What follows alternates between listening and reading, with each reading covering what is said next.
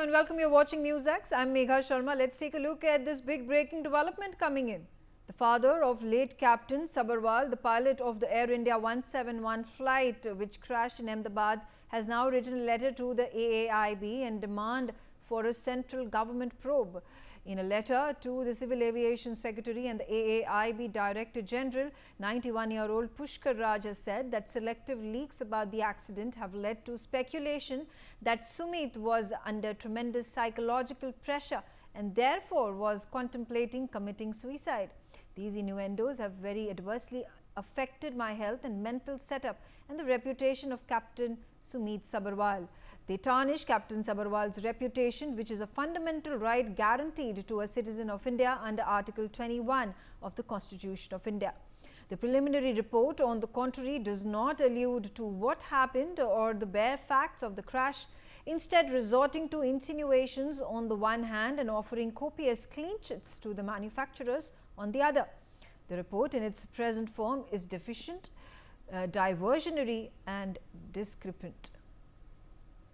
Jatin Rawal is on the telecast with me. Jatin, shed more light into the appeal that has been made by the father of the late pilot of the Air India flight that crashed in Ahmedabad just a few months ago, especially when he says that there needs to be a probe that needs to be made by the AAIB. जी देखिए, बिल्कुल मैं आपको बता दूं कि जिस तरह से जो अहमदाबाद के अंदर जो प्लेन क्रैश की जो दुर्घटना हुई थी, जो कि 12 जून को हुई थी, जिसमें तकरीबन 260 से ज्यादा जो लोग हैं वो इसमें जो है वो मारे गए थे। लेकिन अगर इसमें बात करें तो जो कैप्टन जो सुमित सभरवाल थे, जो पायलट, उनकी भी इसमें जो है वो मृत्यु हुई थी। अगर बात करें तो इसका जो AIB जो है उसका जो प्रारंभिक रिपोर्ट जो निकल कर आया है, उसका जो निष्कर्ष जो है वो निकल कर आया है, उसमें बहुत सारी अलग अलग बातें जो है वो हो रही है, जिसमें से बहुत सारी बातों में ऐसा भी है कि कैप्टन जो एक रिपोर्ट ऐसा भी है कि सुमित सभरवाल जो कैप्टन थे, उनका मानसिक स्वास्थ्य जो था वो ठीक नहीं था, वो आत्महत्या करने के बारे में सोच रहे थे। इसी के ऊपर जो है उनके पिता जो है पुष्कराज सभरवाल, उन्होंने केंद्र सरकार से अपील की है कि इसके चलते जो है वो ये केंद्र सरकार से उन्होंने ये विमान के 2017 के जो नियम है, जो कि घटनाओं की जांच के लिए जो नियम बनाया गया था, उसी के तहत उन्होंने ये जांच की मांग की है कि इसकी न्यायपूर्ण तपास जो है वो की जाए। क्योंकि जिस तरह से उन्होंने ये भी बताया कि जो सुमित सभरवाल के स्वास्थ्य की जो बात की जाए तो वो बिल्कुल पूरी तरह से सुरक्षित थे। उन्होंने तकरीबन 15,000 से भी ज्यादा घंटों का उनके पास जो है वो विमान के उड़ान का जो उनके पास जो अनुभव है, जिसमें से तकरीबन 8,596 जितने घंटे का जो अनुभव है, वो तो उनको सिर्फ 7878 जो ड्रीम लाइनर विमान है, जिसकी दुर्घटना हुई थी, उसी विमान का उनको 8,500 से भी ज्यादा घंटे का उनके पास अनुभव था। जिसमें उन्होंने ये भी बताया कि उनकी जो स्वास्थ्य की बात की जा रही थी कि उसके पीछे एक कारण ये भी आया था कि उनकी पत्नी से उनका तलाक हुआ, उसके बारे में भी उन्होंने बताया कि ये तो 15 साल पहले हो चुका था और उनकी माता के मृत्यु का भी आया, वो भी 3 साल पहले जो है वो हो चुका था। जी बिल्कुल, जतिन हमारे साथ जुड़ने के लिए बहुत बहुत शुक्रिया and thanks for giving us those updates. Now, the European Union President Ursula von der Leyen has taken to social media and said that now is the time to double down on partnerships rooted in shared interests and guided by common values. With our new EU-India strategy, we are taking our relationship to the next level and we are committed to finalizing our trade agreement by the end of the year. Aditya Vadhavan on the telecast with me. Aditya, what's the context of the European Union President von der Leyen speaking about this with such strong resolve, and there has been this consistent push by the European Union to sign the free trade agreement with India by the end of the year?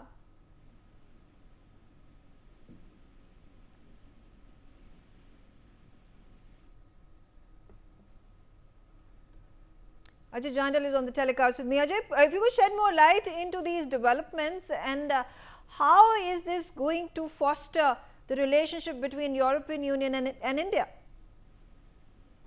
See, it's very important because if you see that both the countries are very close, having a very close relation, and during the bilateral talks, we have seen that they have once again committed that the trade and other security measures will be here in will be ensured from both the sides, and definitely this is also going to strengthen the relation in the coming time between the two countries, and especially if you talk about the present scenario of the world, that is definitely very tense. And as far as the India is concerned, India always believes that peace is the only way to move ahead, and that will help the country to grow as well.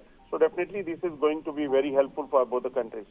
Right, absolutely. Thank you, Ajay, for giving us those updates. On Prime Minister Narendra Modi's 75th birth anniversary, Donald Trump, the US President, has become the first global leader to greet him. Calling Prime Minister Modi as his friend, he said that Modi is doing a tremendous job and he is thankful for his support in ending Russia-Ukraine war. Prime Minister replied to this saying that India supports India-US partnership and wished to take it to new heights. The Prime Minister also said that India supports America's initiative to resolve the Ukraine conflict. Although India and America have begun fresh trade talks in New Delhi, this warmth comes days after Donald Trump had imposed the punitive 50% tariffs on Indian goods. After the trade talks, both Delhi and Washington implied that the 7-hour conversation was positive and fruitful. After we saw a tone down in Trump's allegations when he called India and America trade as unfair and one-sided disaster, this is now a genuine outreach after the SCO summit that took place in Tianjin in China. This indicates normalization in ties, but 50% tariffs continue to remain. It remains to be seen if US President waves off the punitive tariffs now that positive negotiations are being held. Let's start our conversation. Joining me on the telecast are my panelists, Ambassador S.D. Muni. Thank you very much for joining me. And of course, very important to note, yesterday late night, US President Donald Trump, sent out his congratulatory note. It was a greeting on Prime Minister Narendra Modi's birthday. And he took this opportunity to talk about India-US resolve for trade negotiations. And he also mentioned about India's participation and role in resolving the Ukraine conflict. How do you view the recent social media exchange that has happened between both leaders? Well, I think this is a good courtesy gesture on the part of President Trump to congratulate the Prime Minister on his birthday, and we must all welcome it. But the Trump administration is very, very unpredictable. There is a huge inconsistency and fluctuation in what they say on one day or the second day. And this is evident not only in relation to India, I think it is evident towards various other countries.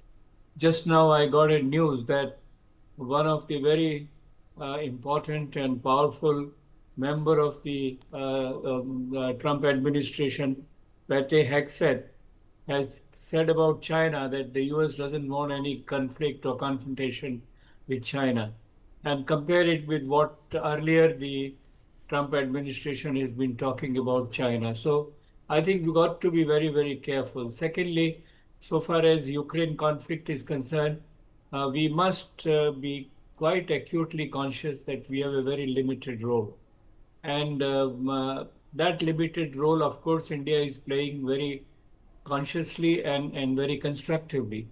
At the same time, the whole question of Ukraine war and its resolution depends much on the US and much on President Trump, who again takes different stands at different time points so far as Ukraine conflict is concerned, so far as US relations with Russia are concerned. Okay. Professor Madhav Nalapat is also on the show with me. Professor Nalapat, how important it is that after a span of considerable amount of time, I think 7th of May, when the military strikes by India took place on Pakistani terror hubs, there were obviously conflicting reports coming in, one from the Indian side that the Prime Minister of India never had any conversation with Donald Trump, whereas Donald Trump and his team speaking about he was the one who was key to the ceasefire that was achieved between both countries. Since then, there has been no communication whatsoever between the two leaders, and yesterday Donald Trump picked up his phone and made a call to Prime Minister Narendra Modi. Now, how do you see? Are we at this point in time viewing it as a constructive movement in the positive direction, a thaw between America and India when it comes to trade, and and because of a trade negotiation that is back on the table, a more concrete and constructive bilateral diplomatic relations between both countries?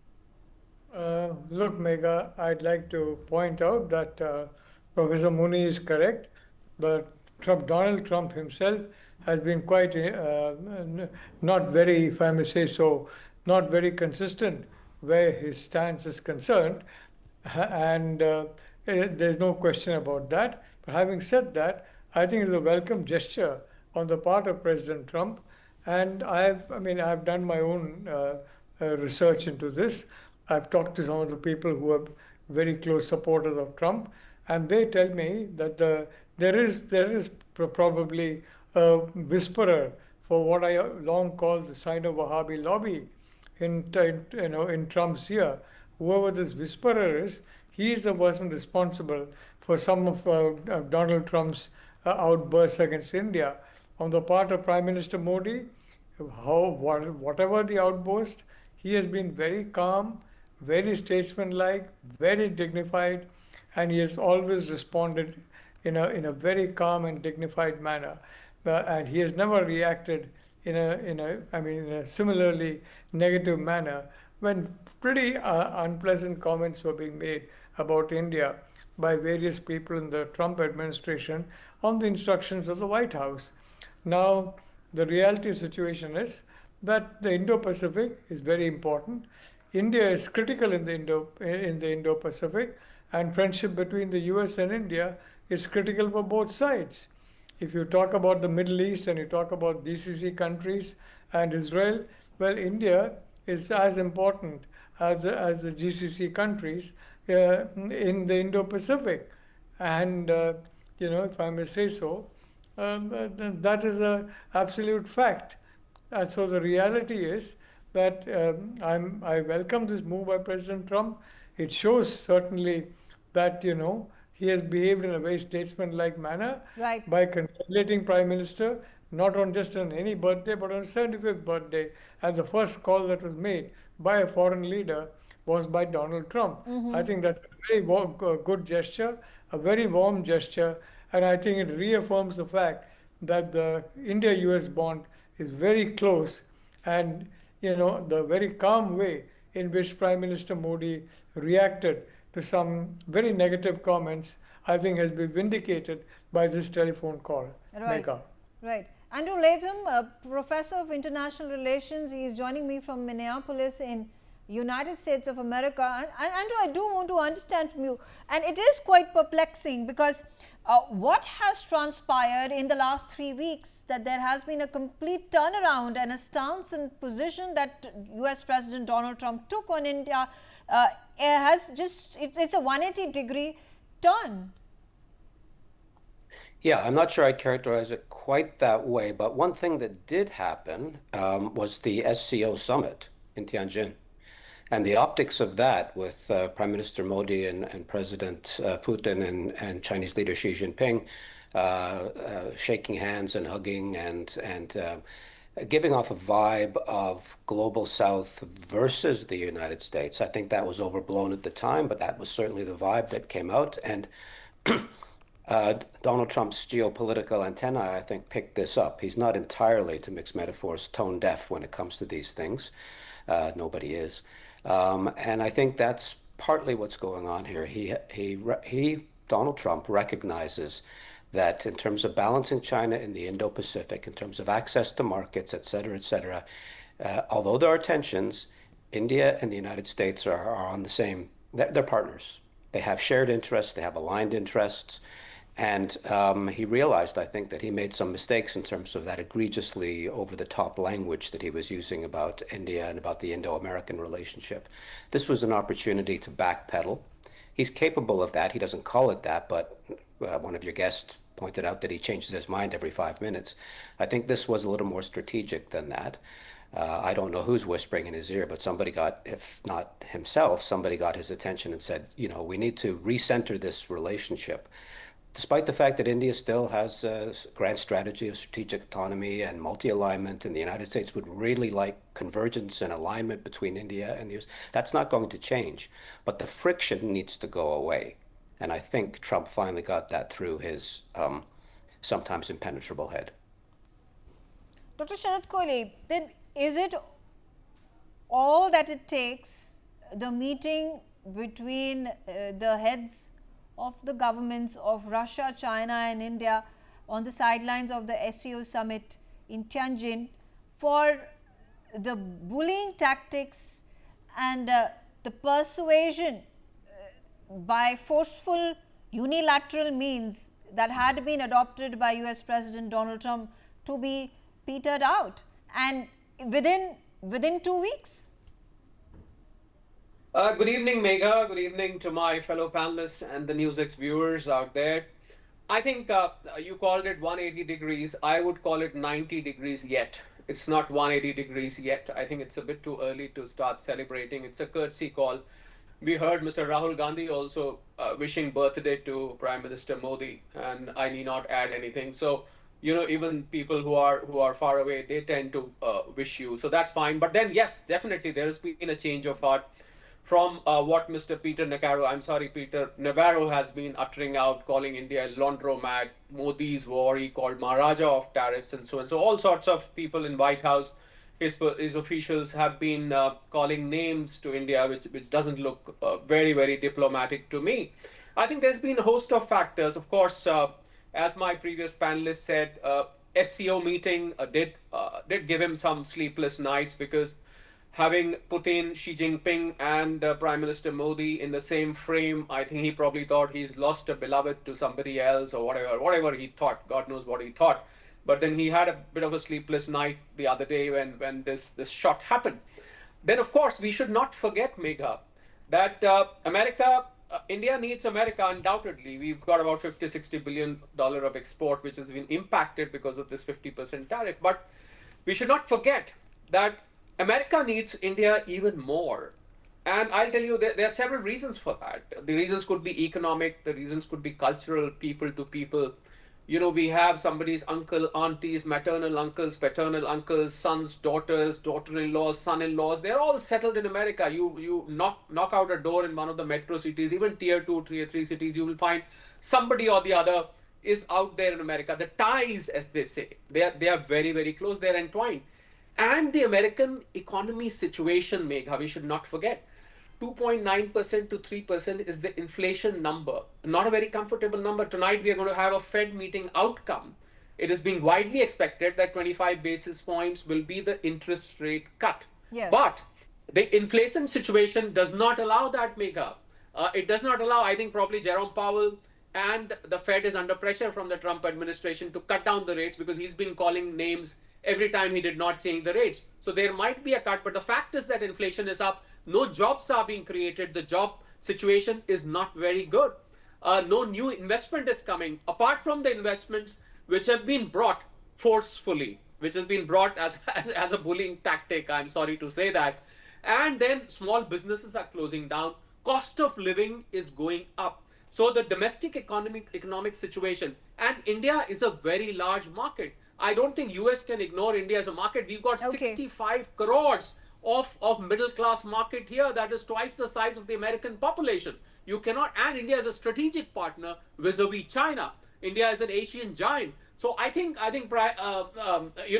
Donald Trump has realized now that this is not a dead economy, DEAD. This is a dad economy. It is DAD.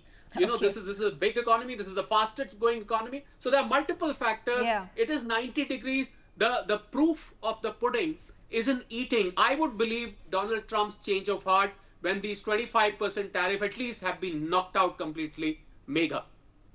Absolutely. Professor Nalapad, I do want to get you back into the conversation, talking about now how things stand. We have the Assistant Trade Representative of America, Brendan Lynch, who is in India. He had conversations with his counterpart from the Commerce Ministry, Rajesh Agarwal. The way things stand, what is the potential of India-US trade? Because there were promises made and hands shaken between US President Donald Trump and Prime Minister Narendra Modi in the last visit that the Prime Minister made to the White House about reaching the $500 billion target by 2030. Look, the fact of the matter is, and I think Dr. Kohli will probably agree with me, India is rapidly becoming a service-oriented economy. And if I may say so, a lot of the American tech giants are located in India. Not one of them is allowed to locate even a small branch, functioning branch, assembling parts in China. But they're all functioning in India. They're functioning very well in India. I mean, if you watch BBC Today, for example, on the Donald Trump's visit to UK, who are they interviewing? Satya Nadella of Microsoft. And if you go and look at the Indian techies and those ethnic Indians and citizens of India in US tech, they're everywhere, all over the place, and they're enriching the United States. Why? Because we are fellow democracies, and we both believe in those shared values of democracy, freedom, and above all, self-respect. Prime Minister Modi, very frankly, has been a champion of the Global South. The Global South is not an enemy of the Global North. The Global North cannot adopt a supercilious attitude to the Global South. Oh, we are superior, you are not. The reality is that is 100 years ago, and that's 100 years ago was very different from what it is now. I mean, we're not going to go back to pony carts and stagecoaches for moving around. So the reality is, Megha, when you're looking at the 21st century, it's essential for the United States and India to be friends, and frankly, I mean, it makes no sense for, at least for the United States certainly, and India, to be hostile to each other. Yeah. As I said, I have no idea who this person is from the Sino-Wahhabi lobby, who's in his inner circle, in a not informal circle, not his staff. But I'm glad, I think his staff has sent him the memo that, look, we have a problem with China and we need India as part of the solution. But I can tell you, the trade negotiator cannot make outrageous demands. We are firm on the fact that our farmers need to be protected. We are very firm on the fact our dairy industry needs to be protected, and you can't dump American dairy products and American corn on India. You have to protect our own farmers.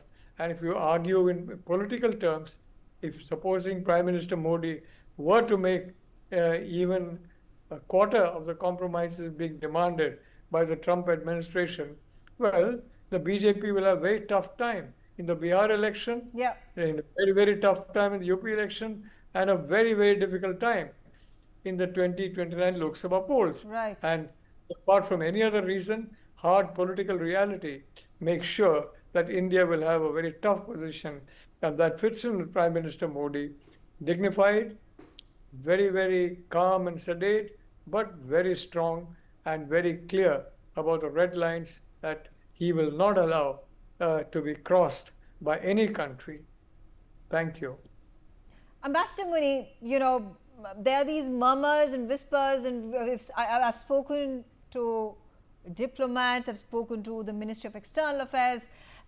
There's obviously the US Embassy, where we have had conversations, and the conclusion that I draw is that at this point of time, things are moving in a positive trajectory, versus when these questions were being asked by each of these parties, there was no decisive answer in that regard, off the camera and on it.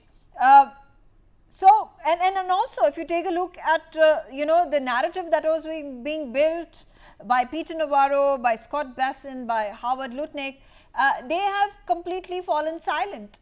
Obviously, it looks like a directive has been issued from US President Donald Trump that has stopped this rhetoric where India bashing had continued every single day you would open up your Twitter account.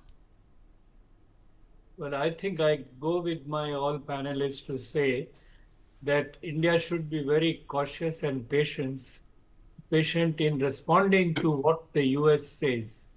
Every tactical cosmetic gesture of friendliness need not be very promptly reacted warmly. We have to wait for it. I fully agree that we must take a positive gesture from the US only when the 25% additional tariff is withdrawn. Before that, see, the present negotiations, strict negotiations which are going on, is only for 25% of the tariffs of the bilateral relationship. And that may come down to maybe 19, 18, 16, whatever, if at all. It's a good gesture, welcome it, but that's not enough. The whole problem is of the additional 25% tariff, number one. Number two, if you go into the past and other broader perspective, the pillars of India and US bonhomies, particularly in the Indo-Pacific context, has been on Indo-Americans in America, on our democracy, our potential market, and on the top of it, China. And as I said, if there is a real radical shift in the US strategic posture towards China, the Indo-Pacific as it stands today, concocted by, mentioned first by Trump administration, but pivot continuing since Obama, will change. The Americans had stakes in Southeast Asia and the Pacific, and they never bothered about India, largely during the Cold War and later on. So we have to be very careful, and I would suggest that the Prime Minister should also be very careful in unnecessarily warming up in responses to the Trump administration. Okay, all right. I'm also going to bring in Andrew later, and I do want to understand from you, Andrew, about this oil war that has been waged by the US administration on India. There has been increased pressure from America for the European Union to impose tariffs on India, on China, and at the same time America saying that America is not going to be imposing tariffs on China, but it is at the same time pressuring Europe to impose tariffs on China for purchasing oil from Russia. Are these tactics really working? Because it seems like European Union isn't really taking the bait. We saw Ursula von der Leyen, the EU president, once again tweeting out just a half an hour ago, talking about how the push is towards signing a free trade agreement with India. Yes, and probably 5 minutes before that, she was tweeting about how India needs to stop its oil imports from Russia and more pressure needs to be put on Russia, despite the fact that the Europeans consume an awful lot of it via the back door, but a lot of Russian oil and gas as well. I've heard Ms. Callas's name now floated more in the last 72 hours than I've ever heard her mention before, and I have to put that down to a couple of factors, one of which is European Union empire building, not beyond the European Union, but within. It has never had a really important foreign policy dimension before, and she seems to be committed to building that institutional infrastructure and doing it via these kind of pronouncements on Twitter, of all places. So I don't pay terribly much attention to what she has to say on this topic, but I think it does reflect we talk about tensions between the US and India. On the one hand, shared interest, aligned interest. On the other hand, divergent interests and divergent approaches to dealing with those interests. That's true with the European Union and India as well. Of course, the European Union wants a good trade relationship with India, but it doesn't side with India with respect to Russia. Um, Fair enough. India's take is of course one of multi-alignment and a long-standing friendship with Russia, not an alliance with Russia, but a long-standing friendship. And the European Union, especially Ms. Kallas, is looking at that and saying that doesn't work at this moment, given the war in Ukraine. So again, European Union, Indian tensions mirroring or echoing American Indian tensions as well. Right, absolutely. What I assessed from the situation is that there are not going to be any additional punitive tariffs that are going to be imposed by Europe. If you take a look at the trajectory, and in the past what has happened, it has taken year after year, there were talks of an FTA signing between Europe and India, and it is only happening now after the tariffs that have been imposed by the American administration on Europe, on United Kingdom, on Germany, which has pushed the countries within the European Union to sign that FTA. In fact, there is this momentum that is building. It's not so much from India, but more from Europe, that is at this point of time pushing for signing that free trade agreement with India by the end of 2025. And I think also talking about how the Indian Prime Minister Narendra Modi has been able to act like a statesman, not be overreactive of the tantrums that Trump has thrown, about the rhetoric that has been built by the American administration, American government on India, but at the same time, as my other panelists were saying, being firm, being clear, and putting his foot down of what is going to work for India and what is just not acceptable for the country, its economy, and the welfare of its people. I thank all of you for joining me on the telecast and sharing your views. There is some breaking development coming in. Pakistan is going to boycott the match against the UAE during the Asia Cup in Dubai. The Pakistan Cricket Board Chairman Mohsin Naqvi is going to be holding an emergency press conference shortly. This is as per a local news channel in Pakistan. Dramatic developments taking place in Dubai. That's big.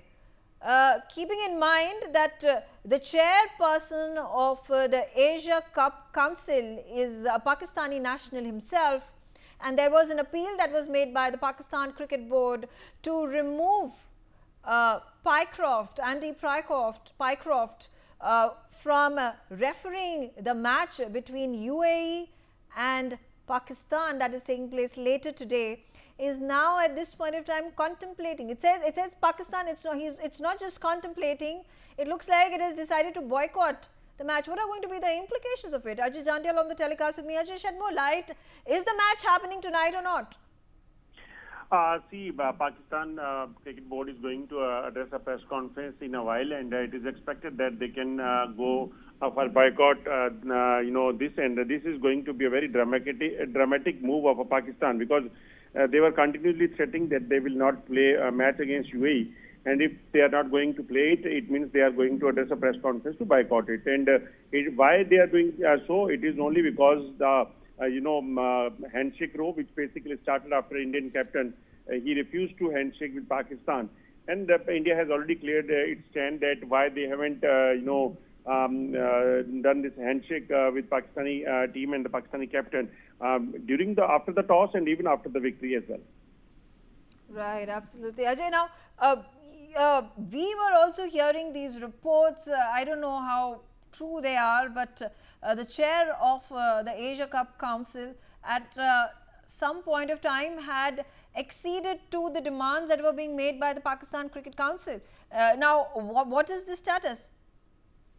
What they were saying, that the referee should be removed. He should be suspended for this, because they basically was blaming referee for not convincing captain of India to go for a handshake with Pakistani captain. So they wanted referee to be removed, match referee to be removed, Andy Pycroft, and now if it is not going to happen, they are going to boycott it. That is what they have threatened, and now they are going to address a press conference in a while, and it is going to be a pressure tactic from the Pakistan side. But that has to be seen, that whether they will not play against UAE only, or they are going to boycott for the series. And if Indian captain haven't shaken hand with the Pakistani captain, Was it something which basically made Pakistan so angry that they are going to boycott hold the series? And is this going to be morally good or not? That they have to see. Yes, absolutely. We are also getting to know that there is going to be a press conference that Mohsin Naqvi, who is the Asia Cup Council chief, and he will be holding a press conference very shortly. So it's going to become very clear from there that Pakistan, in all likelihood, is going to be boycotting the match that it was to play against UAE. What is going to be the impact of it?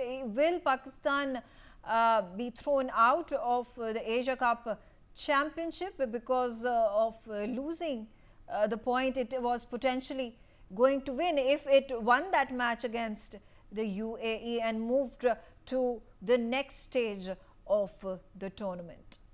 Well, on that note, I slip into a short break. Thanks for watching NewsX.